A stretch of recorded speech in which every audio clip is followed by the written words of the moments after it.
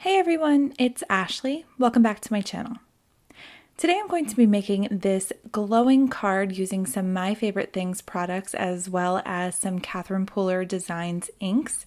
And when I started to film, I didn't realize that my camera was malfunctioning and actually did not film when I was showing the products.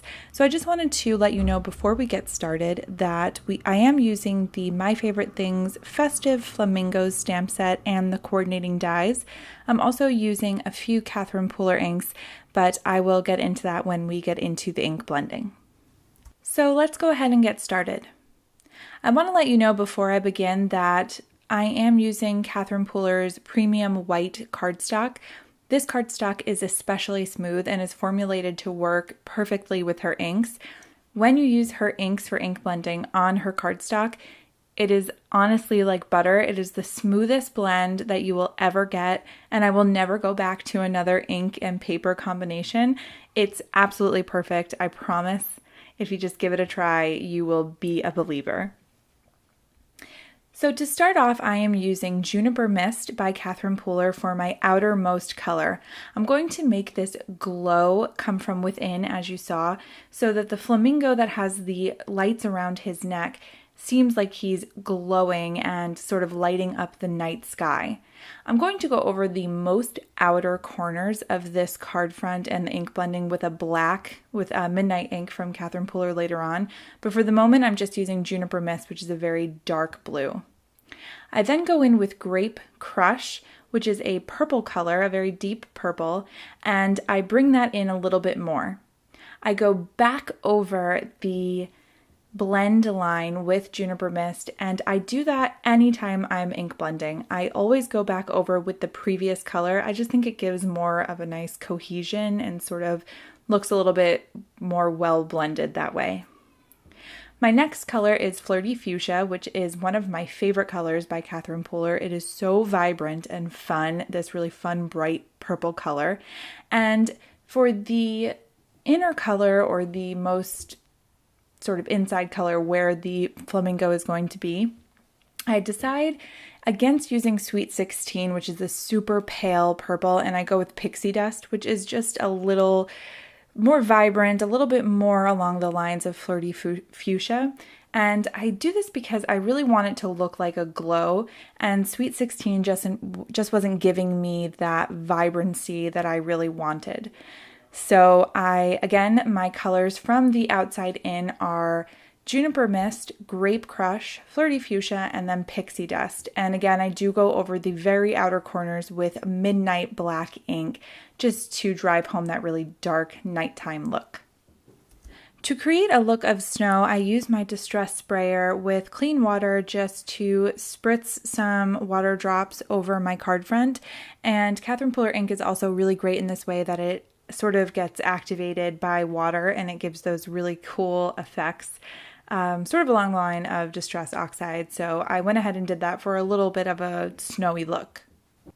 I'm using my Mini Misty to stamp my flamingo image because I am going to re-stamp it when I'm done doing my Copic coloring, so I make sure not to remove that stamp from my Mini Misty once I've finished with the impression.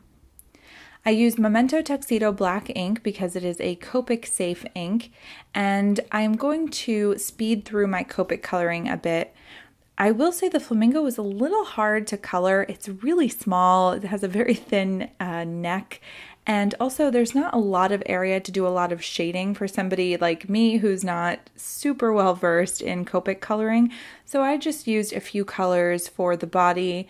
I then went in with a few colors for the light around its neck, and then I did some accents with a white gel pen. And if you are interested in those colors that I used, they are in the description below. So once I'm done Copic coloring, I go ahead, as I said, and put that piece of cardstock back into my Mini Misty, and I'm able to ink up that flamingo stamp again and stamp right over the image. And this just gives it a little bit more of a crisp look, in my opinion.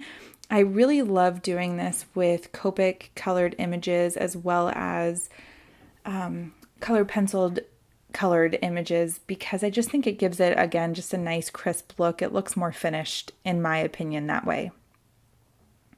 So I'm now going to use the coordinating dies to cut this out. This is a set that I would definitely recommend getting the coordinating dies for. I had almost decided against it until I saw the antlers on a few of the flamingos and these lights. I just thought, you know what, I am not going to fussy cut around that. So if you don't have something like a scan and cut, I would highly recommend getting the coordinating dies for images like this. To add a little bit more interest to my card front, I'm going to die cut it with a stitched rectangle die from My Favorite Things.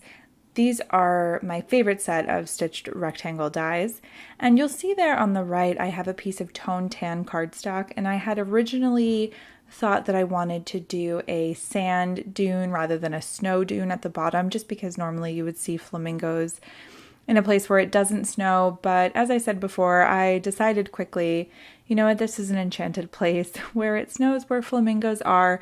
So I went ahead and took a white piece of cardstock cut to the same size as my card front, and I just took my X-Acto knife and cut out just a slope that I ended up using as a snow bank or a snow hill.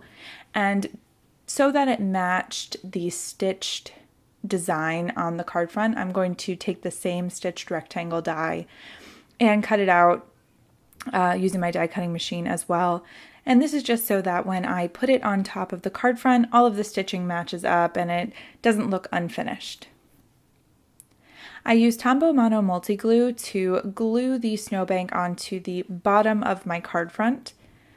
And again, I just line this up as best I can as far as the outer lines go. I don't worry too much about if the stitching matches perfectly. As long as there's stitching on it, I'm fine with it. I just didn't want it to look unfinished. To adhere my flamingo, I'm using foam tape to give it a little bit of dimension and interest. I'm also going to be adding a shadow underneath my flamingo, and I think that that looks really nice when the flamingo or when the image is popped up a little bit. I just think it adds a little bit more interest to the entire piece, and it's an easy way to do that.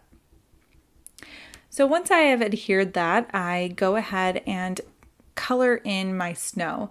And if you've watched any of my recent videos, you'll know how I do that, and to me it's a really important step. So that the snow doesn't look flat and one-dimensional, I use B00 to create some slopes.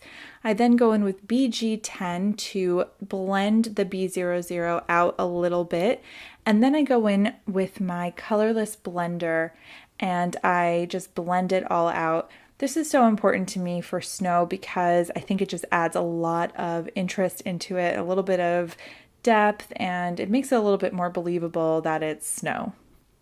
I use W1 and W3 for my shadow, and for my sentiment I am using You Light Up My Holidays, and it is included in the stamp set. I begin by prepping my black cardstock with my powder tool so that the embossing powder will only stick to where I stamp. And I am stamping the sentiment just right there at the very bottom of the cardstock in Versamark ink. And I am using a super fine white embossing powder to emboss this to the black cardstock. I go ahead and set that with my heat tool and I trim it just to the size that I'd like it. I'm using foam tape to adhere my sentiment to my card front as well. I think it just makes it stand out a little bit more, and I tend to do this across the board with sentiments unless I'm specifically trying to make a one-layer card. I go ahead and center that as best as I can above the flamingo image, and I'm going to adhere it all to an A2 size card base with some foam tape as well. I generally like adhering my card fronts to my card bases with foam tape anyway, but especially if you do any watercoloring or heat embossing onto your card front, it's a really great way to work out any of that warping. So that's a nice little tip. To supplement for some of the snow, I'm using a white gel pen to make some snowflakes along the scene, just so that I think it looks nice and wintry. I hope that you have enjoyed watching this video about how I made this glowing effect with ink blending.